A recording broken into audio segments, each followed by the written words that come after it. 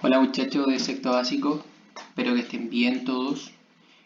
Bueno, felicitar nuevamente a todos los que han ido cumpliendo con el trabajo realizado y también felicitar a varios que se han ido incorporando y han ido haciéndome llegar sus trabajos, así que la idea es ir de a poquitito poniéndonos al día. Recuerden que tienen 7 días para realizar esta tarea. Si alguno tiene algún inconveniente, varios me han escrito y me han mandado correos explicándome su situación y ningún problema si lo entregan después. La idea es que lo hagan llegar para así yo revisar y ver el trabajo desempeñado. Recuerden que la idea de este trabajo es que ustedes utilicen el texto de estudio y si no lo tienen, bueno, lo pueden ver de manera digital. Les dejé un enlace donde ustedes podían descargarlo y de a poco, ¿no es cierto?, ir trabajando en ese contexto. Y recuerden que este video es más que nada una ayuda, ya una alternativa también de mantener una especie de comunicación con ustedes, más allá de estar simplemente mandándoles la guía, ¿ya? Si no tienen acceso, no hay problema, recuerden, guía, libro, es la prioridad en este caso, ¿ya? Bueno, ahora continuando con el contenido, nos vamos a centrar en dos temas puntuales que tienen que ver con la educación y la cultura en el siglo XIX, un antes y un antes y un después, ¿ya? Qué es lo que hicieron los conservadores y los liberales con respecto a ese tema. Recuerden que en la clase anterior vimos un poco de las reformas liberales, los cambios que ellos le hicieron a la Constitución de 1833 y esos cambios van a afectar en temas de educación y también de la idea de la cultura porque están liderando nuevos políticos con otras ideas, ¿ya? Ahora, vamos a partir con lo principal, la educación durante el siglo XIX. Primer punto clave. Si bien la sociedad del siglo XIX fue protagonista y testigo de una lucha ideológica importante que llegó a provocar guerras civiles, tanto en los gobiernos conservadores como en los liberales, se hicieron importantes esfuerzos en ámbitos como la educación y la fundación de instituciones. Recordemos que para iniciar en este caso los gobiernos conservadores se generó una guerra civil, ¿ya? En este caso la batalla de Lircay, donde los grupos conservadores y liberales se van a enfrentar. Y también, una vez que ya están los gobiernos liberales, también va a haber un tema puntual cuando lideraba en este caso el presidente Balmaceda, donde va a tener una gran oposición por parte de los congresistas, ¿ya? Entonces, históricamente estamos marcados por guerras civiles que van a marcar un antes y un después en nuestra historia.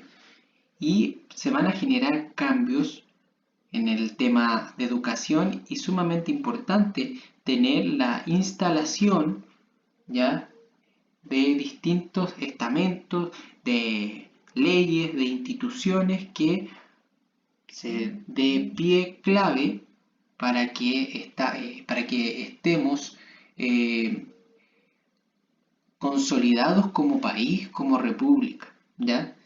Porque al final estaríamos demostrando que simplemente hay conflicto en nuestro país, intereses de poder, y todavía estamos eh, en una lucha, como se vivió en este caso en el proceso de independencia, cosa que ya debería estar ajeno a nosotros como identidad porque ya somos independientes, pero ahora hay un conflicto político de cómo vamos a gobernar. Los conservadores quieren una cosa, los liberales quieren otra, ¿ya? Y recuerden que cada uno tiene una característica. Ahora, en el tema en este caso de educación, cuando hablamos de los decenios conservadores en tema de educación, los decenios estamos hablando de los 10 años que tuvo cada gobierno, Prieto, Bulnes y Montt, que fueron los 3 gobiernos de los conservadores, que cada uno duró 10 años en un periodo de 5. ¿Por qué un periodo de 5 se transformó en 10 años? Porque había reelección inmediata, ¿ya? Ahora, ¿qué hicieron estos señores en el tema de educación? Bueno, la Constitución de 1833 estableció la educación pública como una atención preferente del Estado, o sea, la educación, un derecho público y sumamente importante. El sistema de educación primaria fue elemental, masivo y destinado a todos los grupos del país, mientras que la secundaria y universitaria estaba destinada a las élites, o sea, solamente la primaria. Estamos dejando ya afuera la secundaria y universitaria. Y recuerden que el porcentaje de pobreza que hay en este caso en Chile es sumamente alto, entonces al final los que van a acceder a la secundaria van a ser muy bajos. En este periodo se crearon la Universidad de Chile, la Escuela de Arte y Oficio, la Escuela Nacional de Preceptores y la Escuela Normales de Mujeres, las dos últimas centradas en formar a los profesores de enseñanza primaria. Cuando dicen las escuelas normalistas, de profesor y todo el tema, ya, bueno, en este periodo ya se habla sobre estas dichas instituciones, ¿ya? Ahora, durante el gobierno de los liberales en temas de educación, también vamos a ver qué hicieron estos grupos, qué cambios, qué buscan, y veamos, establecer un sistema educativo primario, público, gratuito y laico. Recuerden que los liberales quieren un Estado laico, o sea, separado de la Iglesia. Se promulga la Ley de Instrucción Primaria, 1860, que estableció que fuese gratuito para hombres y mujeres por igual, y un decreto que permitió a las mujeres acceder a la educación superior. Los liberales están hablando ya de la incorporación de la mujer en el tema de la educación superior. Estamos avanzando.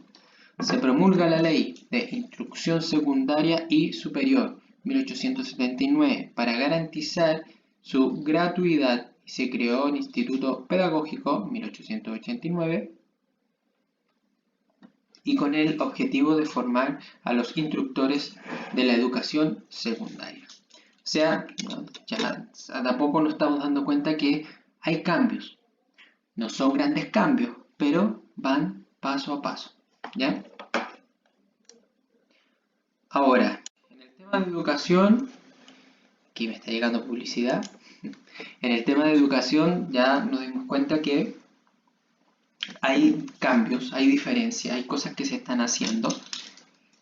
También en su libro ustedes van a encontrar la información más detallada. Recuerden que trabajan con su texto y esto es más que nada para ampliar un poco la visión del contenido, lo que estamos mencionando.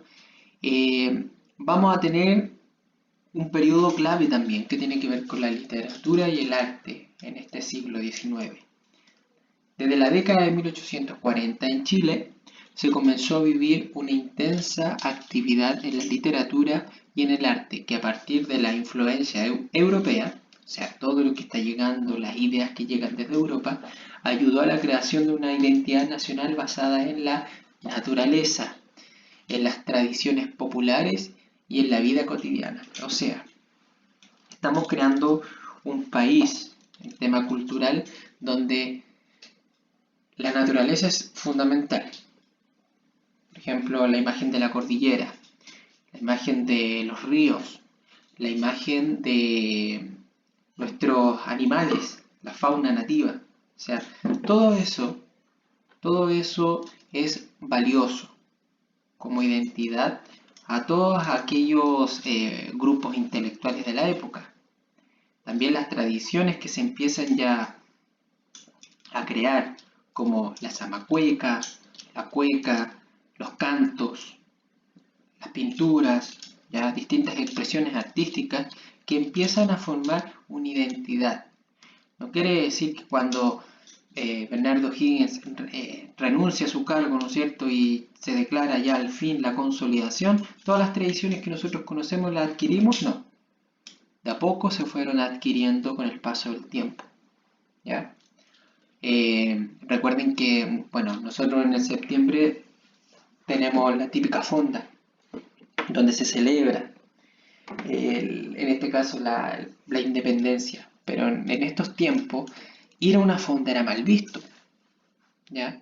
Pero recuerden que se rescatan las tradiciones populares, Por eso nosotros hoy en día hacemos esto de estas tradiciones que cuando hablamos de populares hablamos del pueblo, de la identidad del pueblo, de lo que nos caracteriza a nosotros, no de las identidades de la élite, de que están podríamos decir, están en lo extraordinario. Nosotros estamos en lo ordinario, en lo común, en lo que convivimos en este caso. Surge la generación de 1842. ¿Qué tiene importante esta generación? Generación que ustedes van a ver en su libro, ¿no es cierto? Y van a darse cuenta que son distintos grupos, ¿no?, que se empiezan a interesar en esto. Es una renovación cultural en todos los aspectos de la vida del país, en el tema de la pintura, la arquitectura, la ciencia, se empiezan a interesar en el país, ¿ya? Y el nuevo sentir nacional de la identidad. Sumamente importante que un país tenga identidad. Un país que tiene el concepto claro de una nación es sumamente fundamental, ¿ya?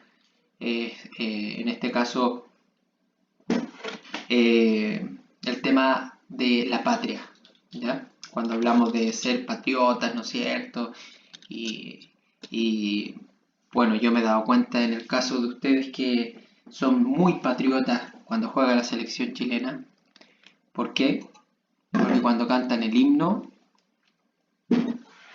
no tienen ya garganta, ¿no es cierto?, de cómo lo cantan, pero son muy poco patriotas en el colegio, cuando es el acto.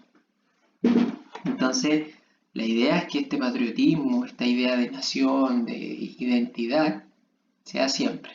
Y es algo que con el tiempo se tiene que ir trabajando, ¿ya? Bueno, y estas imágenes que aparecen en sus libros son distintas obras que se fueron creando durante este proceso, ¿ya? Y se van rescatando estos elementos que les mencionaba. Bueno, y en base a eso van a responder 4 preguntas que aparecen en su texto desde la página 82 a la 85, donde ustedes tienen que leer las distintas fuentes o recursos que aparecen y ir trabajando en ellas. Ya, muchachos, así que espero que estén bien, nos vemos y cualquier cosa, consulta, me avisa. Nos vemos.